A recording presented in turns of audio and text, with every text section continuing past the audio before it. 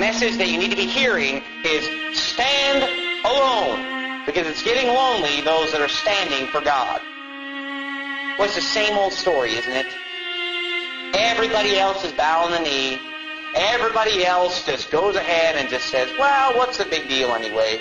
We know that Haman's not God. Let's just go ahead and just bow down to him because that's what we're supposed to do. One man says no.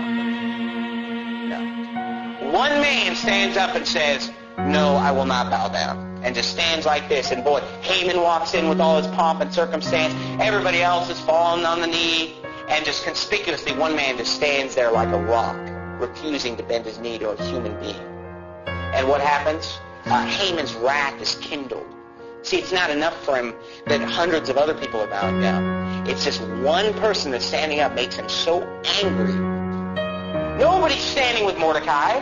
Nobody stood with Moses. Hey, nobody stood with Joseph. Nobody stood with Daniel. You got to stand alone. And Mordecai stood alone. Hey, read to the end of the book. Read chapters 9 and 10. You'll see Mordecai exalted.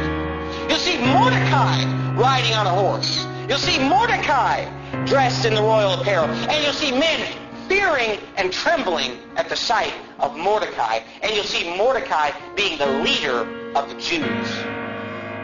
He was exalted. Why? Because he was the one man who took a stand. He was the one man who stood up for what he believed when nobody else would.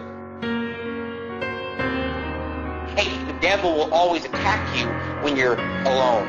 You know, you think about, the Bible talks about the devil walketh about as a roaring lion seeking whom he may devour. I remember when I was a kid at school, they'd show us these little documentaries about lions and about hyenas and all these different nature type shows. And you watch these lions, and what do?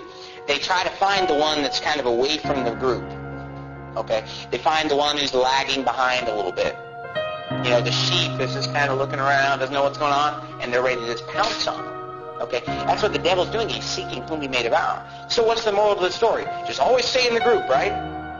Yeah, the group's not always going to be there. Okay? It'd be great if you could always, well, wouldn't it be great if you could always have a group of people that love God, that are on fire for God, that love soul winning, that love the King James Bible? Hey, it's not going to be that way. You're not always going to have that group. You say the moral of the story is never leave the group. Hey, you will be away from the group. You know, but I'm going to tell you something. I also believe in the individual. I believe in the individual standing on his own 2 feet. Every man, every woman, every boy, every girl. I believe in the priesthood of the believer. I believe that every believer in Jesus Christ should be able to stand on his own before God. And to know the Bible on his own before God. And to be able to make his own decisions before God.